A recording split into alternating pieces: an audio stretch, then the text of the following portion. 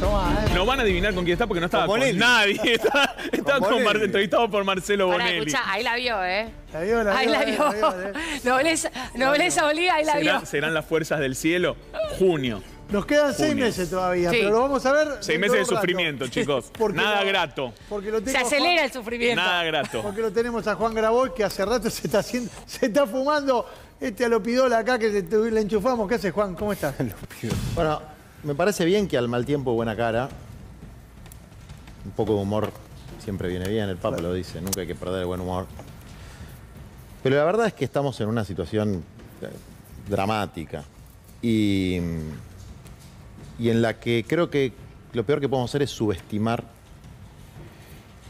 la trama corporativa que hay detrás de esto, más allá del personaje.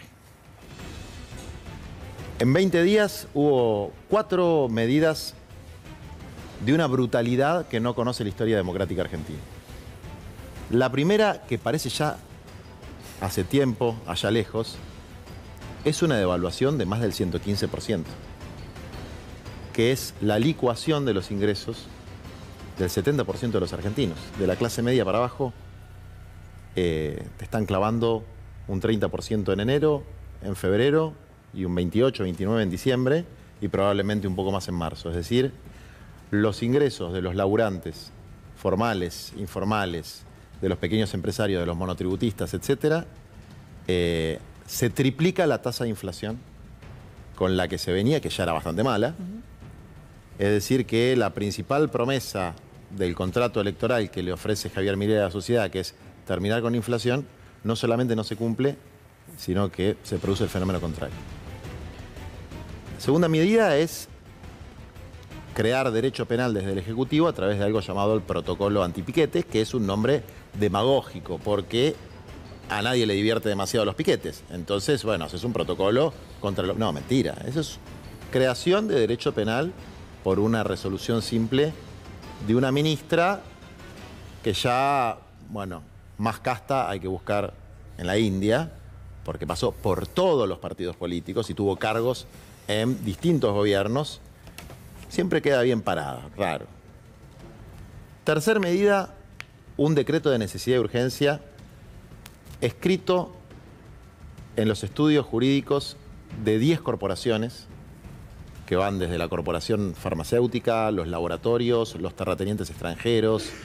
Podemos seguir viendo detalle por detalle, que claramente no pasó siquiera por el cuerpo de abogados, la Procuración del Tesoro del propio gobierno. Es decir, fue directo de la mesa de los estudios jurídicos de las corporaciones a la firma del escribano mayor de las corporaciones, que es el señor Milei. Y después un proyecto de abolición de la Constitución Nacional, que es el proyecto de ley Está bien definido, que ellos llaman ómnibus. Todo esto en 20 días. Es un shock. Y como todo shock, te deja groggy. Sí, claro. Y por eso es muy valiosa la reacción del movimiento obrero. La reacción de la política viene un poco más lenta. Y cuando digo la política no me refiero a Unión por la Patria. En el artículo primero y en el artículo cuarto de esta derogación ilegal de la Constitución, que es esta ley, se plantea la delegación de facultades y facultades extraordinarias al presidente. Eso es un delito penado por el artículo 227 de la Constitución que puso Alfonsín, promovió Alfonsín en el 84. Acordémonos de la película, claro, ¿no? Que yo estuve hace poquito con Moreno Campo, que estuvo en el juicio de las juntas y eso me trajo eso a la mente. Aparte me lo sugirió un compañero también, que veamos eso, que sanciona a los diputados y senadores, no al presidente, diputados y senadores que aprueben facultades extraordinarias para el presidente. Les recomiendo a la producción, pongan el artículo 227 porque es muy claro. Es un delito equiparable a la traición a la patria. Es decir, los diputados y senadores que voten esto van a estar incurriendo en ese delito. Además de la sospecha, que como bien dijo Milei, cuando planteó no mando las cosas al Congreso porque me piden coima, bueno, por efecto transitivo, si se lo aprueban es que recibieron coima. Ya, si nos acordamos de la reforma laboral que impuso, no logró imponer, Patricia Bullrich en el gobierno de De la Rúa, la famosa Banelco. La Banelco era la expresión de un funcionario muy importante, creo que era Flamarique. Alberto Flamarique, el ministro de Trabajo en ese momento. Ministro de Trabajo, que dijo, yo tengo la Banelco para comprar los votos. Sí. Sin ningún empacho. Bueno, no lograron hacerlo porque hubo un gran movimiento de los trabajadores en defensa de sus derechos frente a un avasallamiento que ahora pretenden hacer por decreto de necesidad de urgencia. Entonces, la gravedad de la situación, en sus efectos prácticos en la vida cotidiana de cualquier persona, que no va a tener certeza sobre sus alquileres, porque no es que cambió una ley mala por una ley buena o una ley mejor por una peor, no hay ley. Borró la regulación. No hay plazo, eso no existe en ningún lugar del mundo.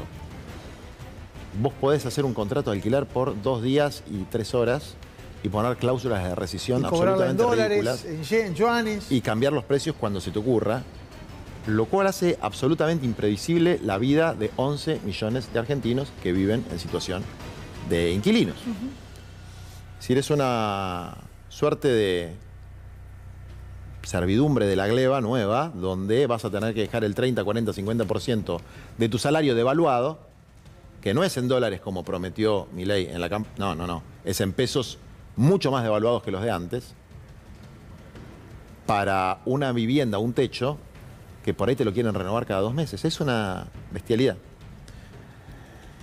Y frente a esta situación que afecta la vida cotidiana de la gente, se suman una cantidad de perjuicios a los intereses de corto, mediano y largo plazo del país, a la soberanía nacional, con cuestiones que parecen lejanas, pero no lo son tanto. La ley de tierra. La ley de tierra, básicamente, ¿qué está diciendo? Puede venir fondos, no hablemos de norteamericanos o ingleses, chinos, rusos, de los BRICS, si quiere, y comprarse 2, 3 millones de hectáreas. La cordillera. Bueno, entonces, eso es una violación flagrante al interés nacional. Pero además, una de las facultades delegadas, por ejemplo, es que el presidente puede decidir cuándo entran tropas extranjeras a la Argentina. Una locura. Otra de los elementos es, se permite la minería en glaciares. Pueden destruir el glaciar Perito Moreno. Se puede endeudar cuando quiera sin tener que pasar por el Congreso. Peor aún. Peor aún. O pagar la deuda. Puede reestructurar deuda en perjuicio del país. Porque la ley de administración financiera decía, se tienen que cumplir 2 de 3 condiciones. O mejorar los intereses, o mejorar los plazos, o una quita de capital. No hay más condiciones. Es decir, puede volver a cometer la estafa de Sturzenegger en el famoso megacanje previo a la debacle de diciembre del 2001. Entonces, acá hay efectos inmediatos en el bolsillo y la vida cotidiana de la gente. Hay problemas de entrega absoluta de la soberanía y hay un tema que los que tenemos algún respeto por la democracia no podemos soslayar, que es la abolición del régimen republicano representativo y federal que establece nuestra Constitución. Y hay una cosa simpática, si no fuera trágica, que es que un decreto de necesidad y urgencia, desde luego, tiene que tener necesidad, tiene que tener urgencia, son las urgencias de las corporaciones, pero frente a las acciones judiciales, ¿qué dice la Corte Suprema? Nos tomamos vacaciones. Es tremendo esto que vas a contar porque fue exactamente eso. Pateó para después de la feria la resolución. Bueno, va a tener que resolver en contra porque ya consideró que no era necesario ni urgente.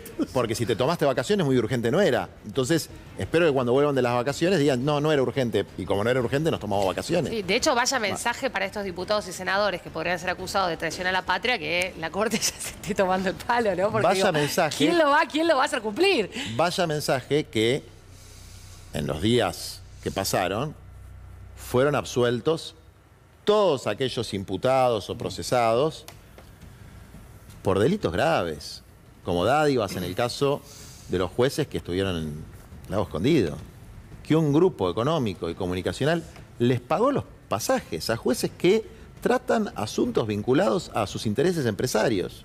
Bueno, eso es un mensaje de impunidad.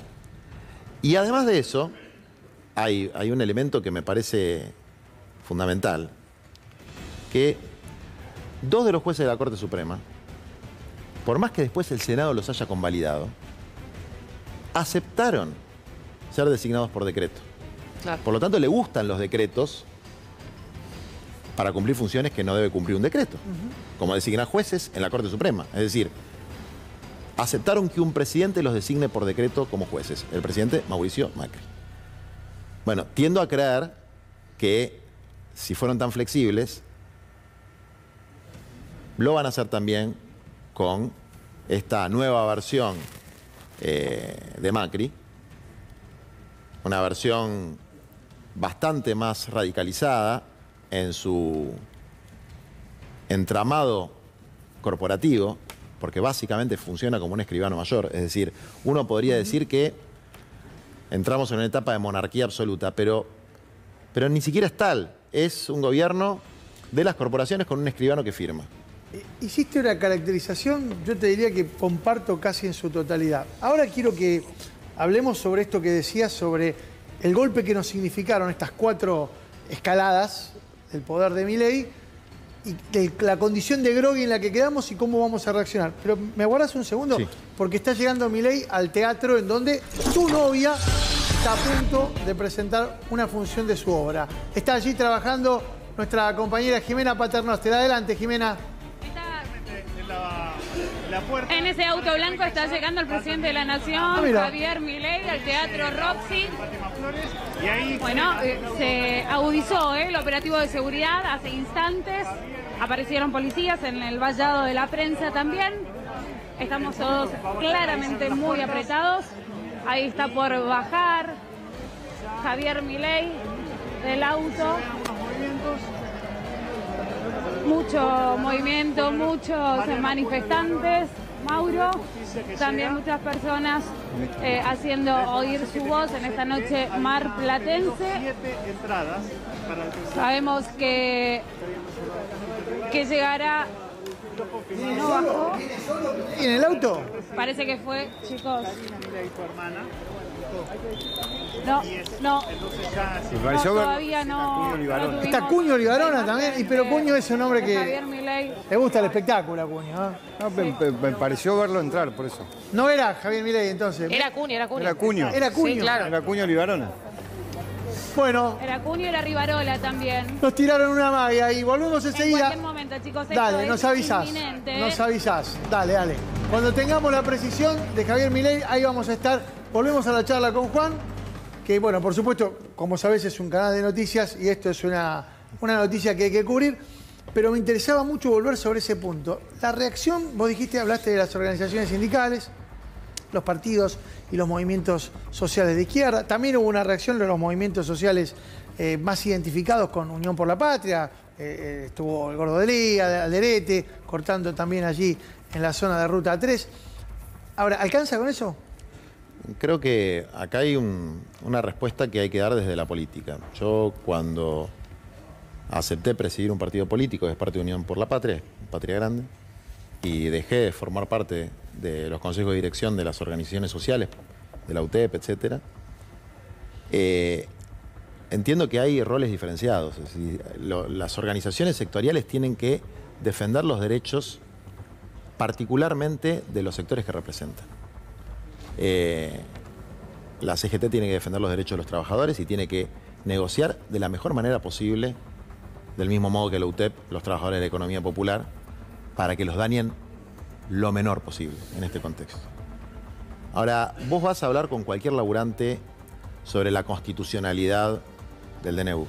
Y francamente, en un momento de zozobra social y económica, para tratar de no ser vulgar con la expresión, les importa un rabanito. Es casi una exquisitez. Ahora, a la política, a los representantes políticos de todos los partidos, no les puede importar un rabanito.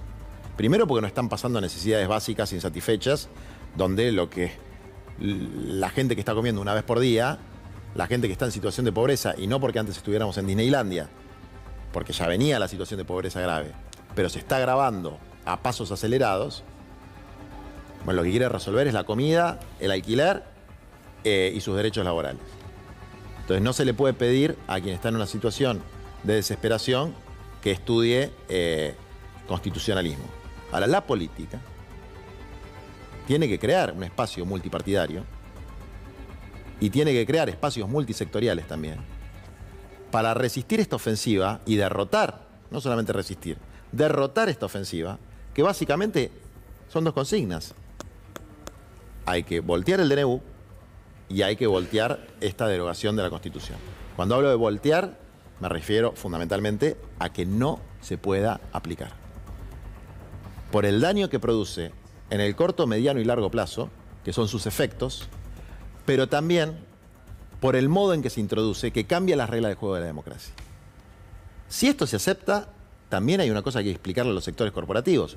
Cambiaron las reglas, cambian para todos. El día de mañana a mí me eligen presidente, yo decreto la reforma agraria, decreto que todos los inmuebles que no están siendo utilizados y están ociosos, las familias sin techo los puedan utilizar, decreto la nacionalización del litio, empiezo a hacer decretos de necesidad y urgencia con mi programa. A ver si te los bancan después. Con mi programa, pero hay que ver cómo van a explicar por qué unos sí y otros no. Claro. Digamos. Entonces, si es el problema de formas, entonces... Yo diría, mejor respetémonos y hagamos respetar la Constitución, que es el contrato social que hoy tenemos y que nos ha permitido vivir 40 años con peores momentos y mejores momentos, pero relativa paz. Porque de hecho, Juan, da la sensación de que si la política no lo puede frenar en el Congreso, que es al menos donde hoy está la herramienta, ratifica la idea de Javier Milei de que la política es casta y no sirve para nada.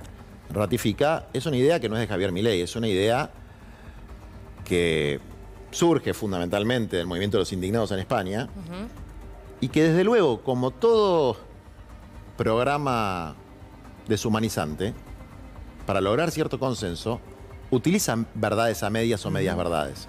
¿Que hay elementos de casta en la política, privilegios inadecuados? Bueno, sería absolutamente necio no reconocerlo. Los hay, y en todos los partidos.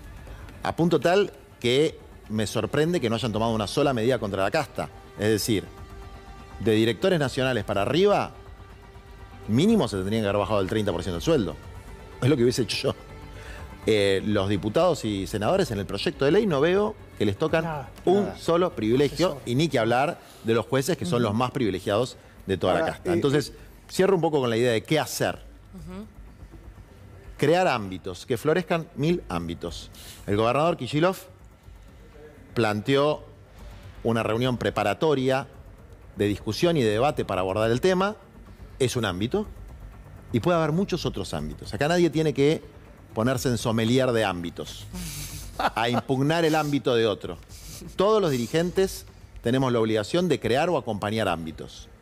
Nadie tiene la receta de cómo se enfrenta a esto. Lo que sí hay que, primero, llamar a todos los partidos con vocación democrática y sus dirigentes a rechazar el DNU y esta ley de derogación de la Constitución, más allá de que pueda haber un artículo o una medida que te parezca bien o te parezca mal. A ver, que hagan un portal para realizar los trámites del registro automotor, me parece bárbaro. Es más, ojalá los hubiesen abolido, como habían prometido, porque son una caja infame. Pero así como está presentado, lo que hay que hacer ahora es, esto no, se rechaza de manera absoluta y después, señor, mande las leyes a sus respectivas comisiones.